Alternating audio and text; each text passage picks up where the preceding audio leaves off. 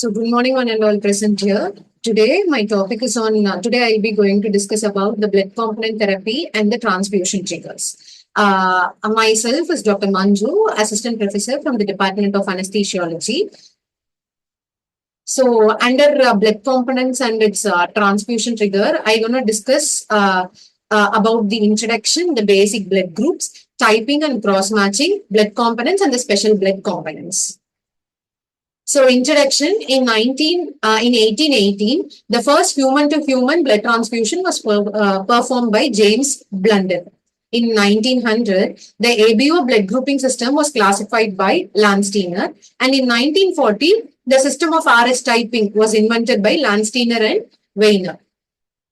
So based on Landsteiner's classification, an individual blood is commonly classified into four main groups. They are A, B, AB, and O. So the surface of an individual red blood cell has a number of proteins known as antigens, so that are unique for each person to person. So because antigen promote agglutination or clumping of blood cells, they are also called as agglutinogens. So the antigens A, B, and RH are the most important in determining the blood group or the type. So coming on to this picture, group A people, their blood red blood cell type will be A, whereas their antibody which is present in the plasma will be anti-B. So they have an A antigen, whereas an antibody B. Whereas for type B blood group, they have anti-A, that is A antibody and B antigen. Whereas for AB group, it is A and B antigen both will be present, whereas there is no antibody. And in group O, both A and B antibody will be present, but no antigen. So they are considered as, since there is no antigen for this group, it is considered as an universal donor.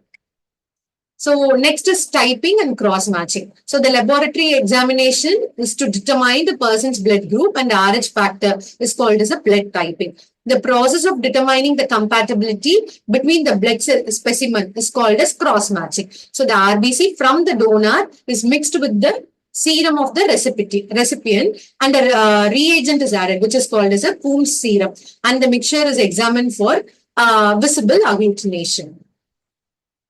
Next, moving on to the blood components. So previously what we have discussed, it is the type of blood group and its cross-matching. So blood group is depending upon the type of antigen and the antibody which is present in the plasma, and the red cell, in the red cell, the antigen. So next is the cross-matching, where they mix the donor blood with the recipient serum, and a reagent like Coombs serum will be added to find the visible agglutination. Moving on to blood components. So first, the whole blood is centrifuged, and it is further splitted into the platelet-rich plasma and the packed red cells. Here, the platelet-rich plasma will be centrifuged at 20 degrees Celsius and either stored as platelet or platelet. If it is centrifuged to 20 degrees Celsius, it is converted to a platelet-poor plasma. This platelet-poor plasma will be freezed at minus 20 degrees Celsius to obtain a fresh frozen plasma. So fresh frozen plasma is obtained from a platelet-poor plasma which is stored at minus 20 degrees Celsius. Whereas if you freeze the poor plasma to minus 70 degrees Celsius, you will get a factor 8 poor plasma, where the factor 8 will be completely depleted at this temperature. So if you thaw this plasma, that is the platelet poor plasma, when freezed at minus 70 degrees Celsius, you will get a cryoprecipitate. So moving on to the packed red cells, when the whole blood is centrifuged, it is divided into platelet-rich plasma and the packed red cells. Whereas this packed red cell, when freezed at minus 80 degrees Celsius, it is converted to a frozen red cells. And leukocyte poor plasma. So the whole blood, when it is freezed at the packed red cell, when it is freezed at minus 80 degrees Celsius, it is further converted to the frozen red cells or the leukocyte poor red cells. In case of patients of immunocompromised state, or if the patient is undergoing renal transplant or any form of transplant, they are this leukocyte poor red cells will be given preference more in order to prevent the graft rejections. So next is the whole blood. Although in many countries it still accounts for most transfusion, whole blood is rarely used in many developed countries because of the transfusion related reactions. Whole blood transfusion has significant advantage over the packed itself as it is coagulation factor rich. Since we have freshly obtained, not freezed or not stored anywhere, it is mainly coagulation factor rich. If fresh, more metabolically active than the stored blood. So in whole blood, the hematocrit will be around 35 to 45 percentage, and in stored blood, storages will be around 2 to 6 degrees Celsius, and its lifespan of whole blood is 21 to 35 days, and the transfusion time is less than 4 hours. So CPDA1 is an anticoagulant preservative which is added here. CPDA means citrate, phosphate, dextrose and adenine. Okay. So 70 ml of citrate preservative will be added to 420 ml of the blood. So next moving on to the packed red cells. So packed red cell, the total volume will be around 200 ml and the hematocrit will range since it is completely packed of only the red blood cell. The hematocrit will be little high, that is 70 to 75%, and it is stored at 1 to 6 degrees Celsius, and the shelf life of RBC will be 42 days in packed red cells, and the transfusion time will be less than 4 hours. So a unit of packed red cell will raise the hematocrit by 3% and the hemoglobin will be increased to around 1 gram per dl. So the citrate, phosphate, dextrose, adenine is an anticoagulant preservative which is added in the packed red cell. So as I said earlier, the preservative which is added is citrate, phosphate, dextrose and adenine. And here the role of citrate will be causing anticoagulation, and the phosphate will act as a buffer, and dextrose will act as a source of energy for the RBC, and adenine is to maintain the ATP levels and RBC membrane integrity. So next, coming on to the shelf life of RBCs, which I said earlier is 42 days. Okay. So when AS1, that is AS3 Nutricel or AS5 Optisol is used. So Adsol, Nutricel and Optisol, everything is in preservative only. So next is the stored red cells just above freezing allows survival up to 42 days. However, during this time, the cell slowly they will deteriorate. The function will deteriorate. There's a gradual loss of 2,3 diphosphoglycerate, which is leading to increased hemoglobin affinity for oxygen and reduced oxygen delivery to the tissues. So potassium will start leaking out of the cell in case of a stored blood into the suspended fluid, and there is a gradual buildup of lactate. Despite the storage problem, it is the fastest way to increase the oxygen delivery capacity of the blood. So moving on to the special blood components. So first is the leukocyte depleted red cells. So there are packed red cells from which 99.9% of the white cells are filtered out, either by pre or post storage, or removed by freezing, thawing and washing, which I have explained in the previous slides. So the use of leukopoor filter is becoming very popular because it will prevent the transfusion related reactions. So the benefits of leukocyte depleted RBCs or there is decreased alloimmunization or platelet refractoriness in multiple transfused leukemia patients. So prevention of febrile reactions to RBC or platelet transfusion in multiple transfused patients. Reduction of cytomegalovirus transfusion, Epstein-Barr virus transfusion. So next is the reduction in inflammatory mediator accumulation during the storage, which will which will act as a preventive strategy for TRALI or TRI. TRALI is transfusion related acute lung injury. So moving on to frozen red cells, after addition of cryoprecipitative agent, that is 10% of glycol, RBC may be stored continuously below the freezing temperature, that is minus 80 degrees Celsius. So the shelf life of a frozen red cell will be around 3 to 5 years. So the advantage is mainly it is readily supply of metabolically superior RBCs.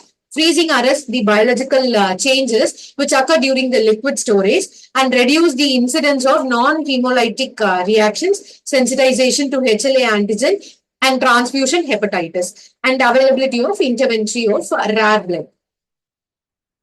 So while washed red cells, they are here the RBCs are washed with sterile saline using machines, especially designed for this purpose. These washed RBCs will be suspended in a sterile saline, usually at hematocrit of 70 to 80% with a volume of 180 ml. So saline washing removes all but traces of plasma, that is 98%, reduces the concentration of leukocytes and removes the platelets and the cellular debris. The resultant red cell component can be stored only for 24 hours at 1 to 6 degrees Celsius.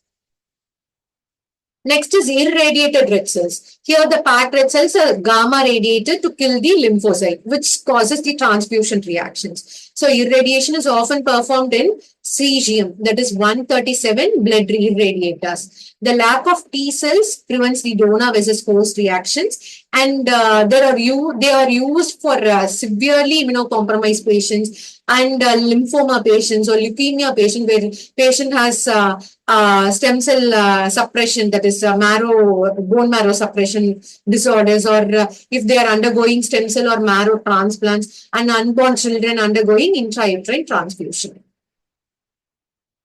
So this table will tell you about the concentration of the red cell, the hematocrit, and individual, the protein component and the plasma component, which is differentiated from the whole blood to the packed blood cells. So the total volume in packed red cell will be 517, whereas in whole blood will be 517, whereas in packed cell it is 300. So the hematocrit accounts for will be around 40 in whole blood, whereas it is 70. Since it is red cell rich, it is 70 in packed red cell. And the total protein will be 48.8, whereas in red blood cell, it is packed cell, it is 36. And donor to recipient ratio will be 1 unit per patient, whereas in packed red cell, 1 unit per 4 to 6 patients. So next, moving on to the platelet component. So platelets, they are used in the perioperative setting when a quantitative or a qualitative platelet defect is the suspected cause of bleeding. For example, if the patient preoperative platelet count is very less and the patient is posted for any kind of surgery, that is, for example, orthopedic surgery, and patient will start losing, since there is lack of platelets or decrease in platelet count, there will be increase in bleeding. So in such cases, we can transfuse platelet to that patient based on the situation, okay, patient condition. So it is available as concentrate from a single or a multiple donors. Platelet have very short shelf life, typically 5 days, and they are stored under constant agitation at 24 to 20 degrees Celsius. So they are collected in 2 ways, either as a pooled platelets or apheresis platelets. For example, in case of dengue also, we used to give we used to do platelet transfusion if the platelet count is less than 10,000, or if patient is having significant symptoms, that is bleeding symptoms or something. So pooled platelets, they are obtained from a two-step procedure. Firstly, 1 unit of platelet is produced from a unit of whole blood. Then the 4 to 6 of these units from a different donor, they are pooled together in a single pack to give a thrombocytopenic patient. That is, for example, dengue patients also. So here, 1 unit is produced, 1 unit of platelet is produced from 1 unit of whole blood. So to obtain a pooled platelet, you have to collect 4 to 6 units, either from the same patient or from a different donor. So it is stored at 20 to 32 degrees Celsius and a constant agitation for 5 days. And they are stored at room temperature to preserve the clotting function. So 1 unit of platelet concentrate will increase the platelet count by 7,000 to 10,000 cells per mm cubic cube. Whereas 1 hour after transfusion in a 70 kg adult patient. So apheresis platelet, here the patient or the donor whole blood is collected, and these cells, the cells from the blood are separated by an apheresis machine, and the needed cells are collected into a sterile bag, whereas the unused component of the blood are returned to the patient or the donor. So only the needed part will be collected from the patient and the remaining part will be sent to the donor. So they are collected from a single donor using the cell separator instrumentation as blood cells through the apheresis machine. Platelets are removed and all the blood constituents are returned to the donor. So the shelf life of a apheresis platelet will be around 3 to 5 days at 22 degrees Celsius. So 1 unit of apheresis platelet will increase the count by 30,000 to 60,000, which is little higher when compared to the normal platelet storage. Pool platelets. So indication for platelet, this is stable patients without evidence of bleeding or coagulopathy, which is less than 10,000, or in cases prophylaxis for central line catheterization, where if a patient count is less than 20,000 and plan for central line catheterization, the count has to be should be more than 70,000, where you will transfuse platelet if it is less than 20,000. So prophylactically, you have to transfuse in order to decrease the bleeding risk. So prophylaxis for a lumbar puncture will be less than 40,000, where you perform lumbar puncture only if platelet count is more than 75,000. But you will transfuse platelet if the patient count is less than 40. And for major surgery, it should be less than 50% for 50,000 for transfusion. And patient with critical blood loss, acute intracerebral hemorrhage or traumatic brain injury, the cutoff will be less than 1 lakh. And microvascular bleeding attributed to platelet dysfunction such as uremia, liver disease, or post-cardiopulmonary bypass surgery, it is mainly based on the clinician judgment. That is based on the intraoperative loss or the preoperative status of the patient. So based on everything, they will decide the perioperative concerns. After considering all the perioperative factors, they will do a judgment. So after platelets, we are moving on to the fresh frozen plasma. So fresh frozen plasma, it is obtained from a single donor, and volume collected will be 200 to 300 ml of plasma with 40 to 60 ml of citrate anticoagulant, which is added in it. So it is stored at minus 18 to 20 degrees Celsius, and the shelf life is 12 months, and the transfusion time should be less than 4 hours. So it is processed shortly after donation, generally frozen with 8 hours or 24 hours, that is PF24. It contains all the plasma proteins, particularly the factor 8 and factor 5, which gradually declines during the storage of blood. So the frozen plasma, it can be thawed using a dry oven, that is for a period of 10 minutes, or a microwave oven using for a period of 2 to 3 minutes and 20 minutes in a water bath. So the thawed FFP is best used immediately, but may be stored at 4 degrees Celsius and it has to be infused within 24 hours. So 1 unit of FFP will provide coagulation factors which is equivalent to 4 to 5 units of platelet concentrates, 1 unit of apheretic platelet and 1 unit of the whole blood. So it is better to transfuse fresh FFP rather than a platelet. But the judgment has to be made by the clinician depending upon the patient condition. So the fresh frozen plasma need not to be the same of RSTEC. So cross matching need not be done for FFPs.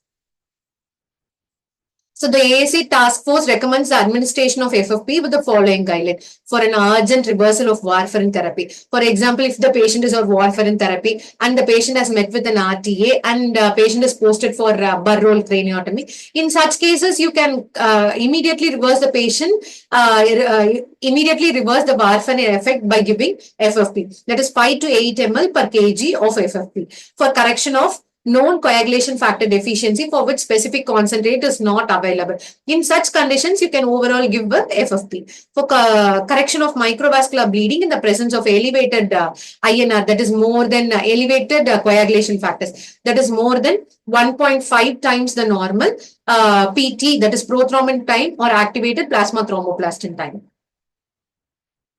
So then the AIC task force also recommends the administration of FFP with the following. Next, fourth one is the correction of microvascular bleeding, which is secondary to the coagulation factor deficiency in patients transfused with more than one blood volume, and when PT and PTT cannot be obtained in a timely fashion. So FFP should be given in a dose calculated to achieve a minimum of 30% of the plasma factor concentration. Usually it is achieved with administration of 10 to 15 ml of FFP. So indication for use of FFP, that is plasma products, includes when PT or APTT is more than 1.5 times the normal, or the INR, that is international normalized ratio, of more than 2, and replacement of multiple factor deficiencies. Instead of replacing each factor deficiency, we can replace FFP, that is more than 70 ml per kg. When that is one blood volume. When PT, INR or APTT cannot be obtained immediately. So correction of acquired multi-factor deficiencies with clinical evidence of bleeding, or in anticipation of major surgery or an invasive procedure with PT or APTT more than 1.5 times. So liver dysfunction, or if patient is in DIC, that is disseminated intravascular coagulation, reversal of any kind of anticoagulants when used, and heparin resistant, which is secondary to antithrombin deficiency, or treatment of thrombotic micropathies. Okay. So finally will be hereditary angioedema treatment.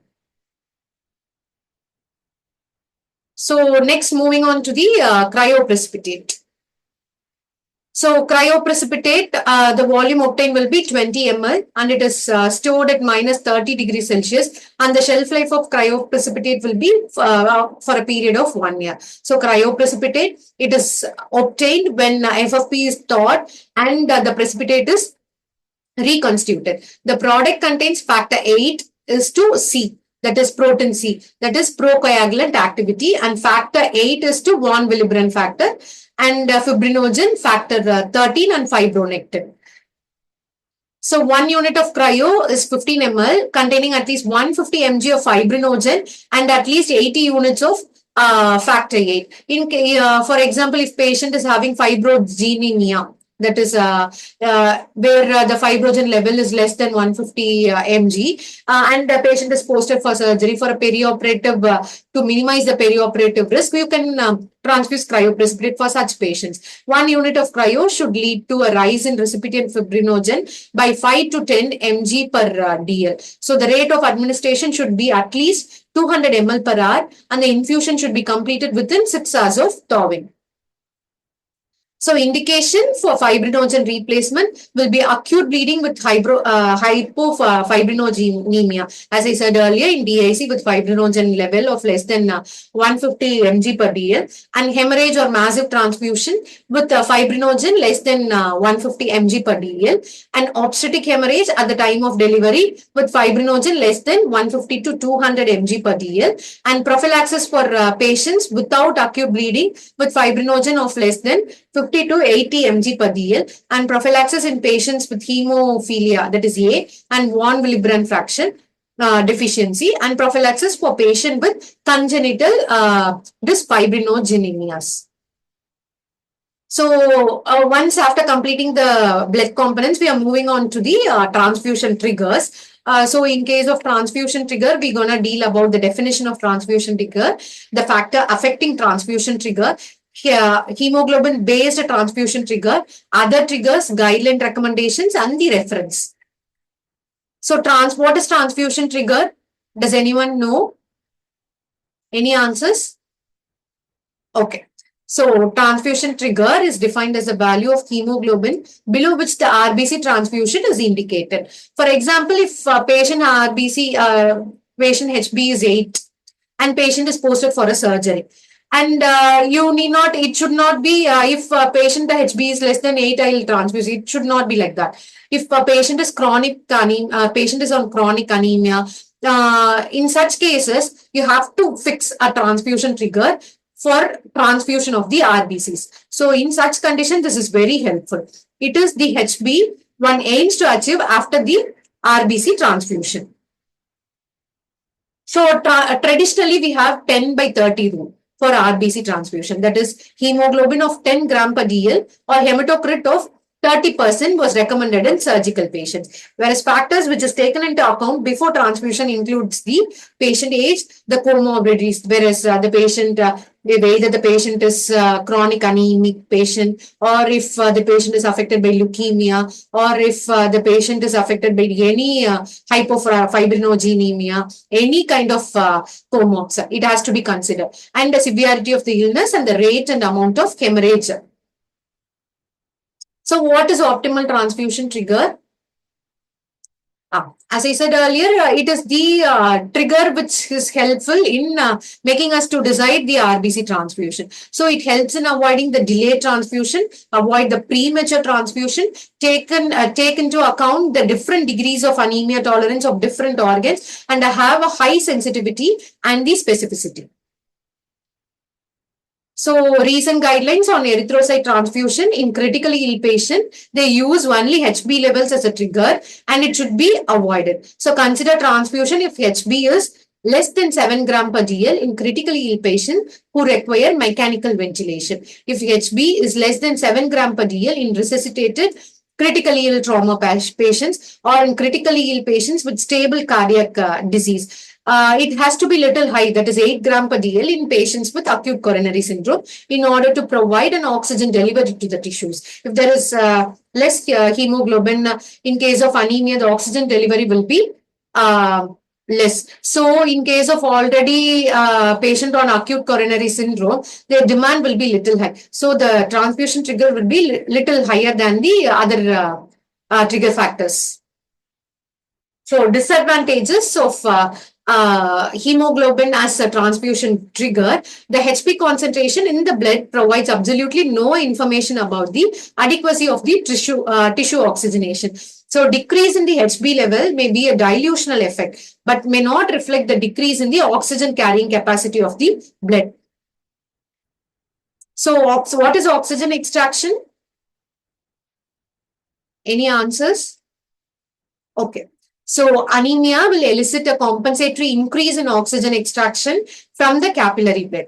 This will maintain a constant rate of oxygen uptake into the tissues, but O2 extraction cannot increase than the 50%. And when O2 extraction is maximum at 50%, further decrease in HB decreases the O2 uptake into the tissues, resulting in tissue dysoxia. So hence the O2 extraction of 50% can be used as a transfusion trigger because it identifies the threshold for tissue oxygenation. So next is central venous oxygen saturation. Here the increase in oxygen demand will decreases the saturation of venous oxygenation. So compensatory mechanism is involved to increase in the cardiac output. If DO2 is decreased by normovolemic anemia, there will be a point when SpO2 will also decrease. So when SaO2, the saturation of oxygen is close to 100%, then the difference is equivalent to 1 minus the ScVO2, that is central venous oxygen saturation. When the central venous oxygen saturation is less than 70%, it has been proposed as a transfusion trigger, although 50% is appropriate for identifying the threshold for impaired tissue oxygenation. So in ECG, it has been used to detect the myocardial hypoxemia in acute anemia by demonstrating the ST changes, which correlates with the extent of severity of anemia. It is used as an individual transfusion trigger, especially in patients with cardiovascular risk. Since ECG is not an indicator of irreversible myocardial damage, for some of the clinical situations, it is not recommended to determine the individual transfusion threshold. Next is arterial lactate. Increase in lactate level is a late indicator of acute anemia. So in case of sepsis, previously in sepsis guidelines, that is surviving sepsis guidelines, lactate will be a factor involved in assessing the will be a key indicator. Whereas now it has been considered as a late indicator of acute anemia. And now it is not highly specific one also. So moving on to the near infrared spectrometry, it is a non-invasive measurement of oxygen saturation. The rationale for use of transfusion trigger and a decrease in oxygen saturation is associated with deterioration in the tissue oxygen supply. If the oxygen saturation is decreased, the oxygen content in the body is decreased. So the delivery of oxygen to the tissues will also decrease. So it will suffer hypoxia. So transfusion triggers its advantage and disadvantage. If it is hematocrit or hemoglobin based, it is easy to measure. Clear cutoff value will be obtained. No physiological consideration is needed in this. Whereas it is the only surrogate parameter of oxygen transport. So despite huge efforts, cutoff values are poorly defined. Typical thresholds are not, rather higher.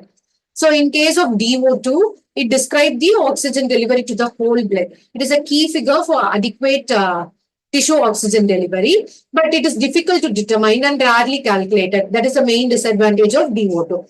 ECG, it is easily applicable and easily available also, but the sensitivity is very low. And ST changes is also a late indicator of myocardial hypoxia. It is not an early sign. So SVO2 or the SCO2, it is broadly used to determine the adequacy of this transfusion trigger. A decline in both parameters is a part of it. So moving on to the oxygen-specific anemia tolerance, not all the organs are similarly affected by decrease in the oxygen supply at identical HB. Hence, a trigger which reflects the impaired oxygen supply to the organ with lowest anemia tolerance or yet to be found. So, hence, it is in under trial. This organ-specific anemia tolerance is still under trial. So, liberal HB-based transfusion trigger cutoff is 10 gram per DL, whereas restricted HB-based transfusion trigger is 7 gram, and based on DO2, that is, and ECG, central venous oxygen saturation or the venous oxygen saturation based on lactate level or near infrared spectrometry, the trigger range will be 5. Whereas if it is oxygen demand at rest, it is 3 gram per DL. So guidelines and recommendations. So in case of intensive care unit, the trigger factor will be less than 7 gram per cent with a target of 7 to 9 gram per DL of hemoglobin. During the early resuscitative phase, as I said earlier, in case of sepsis, there will be inadequate oxygen delivery to the tissue. So see central venous oxygen saturation less than 70, or a mixed venous oxygen saturation less than 65, or a lactate value of more than 4 millimoles per liter is considered as a transfusion trigger. And blood transfusion is considered to achieve a target HB of 9 to 10 gram per DL. So, in case of late phases of severe sepsis, the guidelines it is almost similar to those of the critically inpatient with a target of HB of 7 to 9 gram per DL. And the blood transfusion should not be used to assist the weaning from mechanical ventilator if the HB is less than 7 gram per DL. So, and in hemodynamically stable patient with a cardiovascular disease, transfusion is considered a little higher than the other patient, which is less than 8 gram per DL. And HB should be maintained more than 7 gram per. In critically ill patient with stable angina, ideally, the HB should be maintained more than 7 gram per DL. In patients suffering from acute coronary syndrome, the HB should be 8 to 9 gram per DL. And in case of restrictive transfusion strategy, the trigger will be around 7 to 8 gram. So, as a whole, the transfusion trigger for a critically ill patient, whatever the patient, it should be more 7 gram per DL. Whereas in patient with cardiovascular illness, it should be little high, 8 gram per DL. And in cases of severe sepsis, you should maintain between 9 to 10 gram per DL. So in patients with traumatic brain injury, the target HB should be little 7 to 9 gram per DL, and those with evidence of cerebral ischemia, it should be high. In cerebral ischemia, the oxygen delivery to the central nervous system, to the brain will be diminished. So in order to maintain it, the HB should be targeted little high, that is more than 9 gram per DL. And in patients with subarachnoid hemorrhage, ongoing loss, the target HB should be 8 to 10 gram per DL. And in patient with acute ischemic stroke, the HB should be maintained above 9 gram per DL. So, Going on to the blood product transfusion, the transfusion of blood product carries the risk similar to those of RBC transfusion. So this is the overall summary. And acute lung injury occurrence occurs more often with the transfusion of plasma. The reason for transfusion, plasma is conventionally prescribed to replace the coagulation factors in patients receiving massive transfusion. Or what is massive transfusion? More than one blood volume loss or more than or 70 ml per kg in 24 hours or more than 50% of blood volume loss of blood volume in 3 hours. So this has to be completely replaced. For an urgent reversal of the effect of warfarin, it can be used in known coagulation factor deficiency or in case of thrombotic or thrombocytopenic purpura. So plasma should not be used to replace the intravascular volume. Platelet transfusion is usually required if a patient is bleeding below a platelet count of 50,000 or if the patient is asymptomatic with a count of less than 10,000. If the value falls below these two, the transfusion is considered in case of platelet dysfunction or ongoing bleeding and surgery in confined spaces such as eye and brain. So cryoprecipitate is used to increase the fibrinogen level. That is if the patient is having less than 150 mg per dl. And in patient with dysfibrinogemia and hypofibrinogemia. In microvascular bleeding in patients receiving massive transfusion, when fibrinogen cannot be measured and the congenital fibrinogen deficiency is present. So finally, HB-based transfusion trigger seem to be a standard of care at the moment, but it suffers from several drawbacks. Though there are pros, there are cons also present. So currently a combination of arterial lactate, the venous saturation, the central venous oxygen saturation, and the non-infrared spectrometry seem to be the most promising to avoid the premature transfusion on the one side and the ensured adequate tissue oxygen supply to organs at risk on the other side. So though they are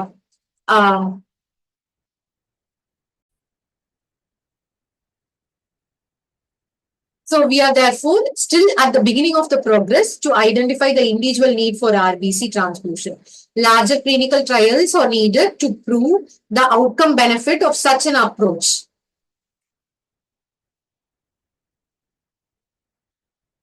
So my references are from Miller, Barash, blood component therapy, which is very good, very well explained in ATOTW, that is anesthesia tutorial, and from a few articles, and Paul Marino book, the ICU book, which is given in detail, and from few of the journals, which is explained nicely. So any doubts? Any doubts, you're free to ask.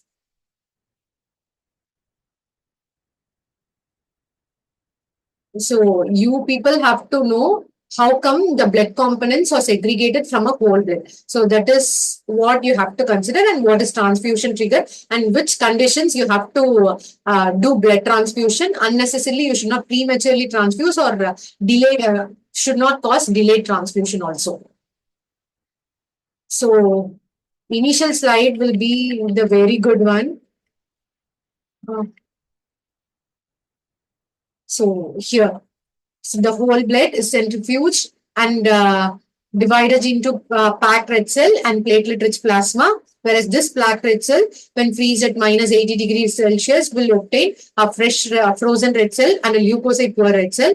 And in the other side, it will provide platelet-rich plasma centrifuged at 20 degrees Celsius to obtain the plasma and the platelet-poor plasma. When this platelet-poor plasma when stored at minus 20 degrees Celsius, we can obtain the FFP, whereas when it is stored at minus 70 degrees Celsius, you can obtain a individual factor, that is factor 8 poor plasma. And when it is stored at minus 70 degrees Celsius, you will obtain the cryoprecipitate. So this is an overall summary for how the components has been separated from a whole blood. And then the transfusion trigger you should know. So transfusion cutoff and how these transfusion cutoffs are obtained. Optimal transfusion trigger, the oxygen extraction, central CVO2, CV ECG based on ECG, arterial lactate, near infrared spectrometry, and the advantage and disadvantage of each test, and targets for individual test. So finally, the guidelines. Okay. Any doubts? Fine. Thank you.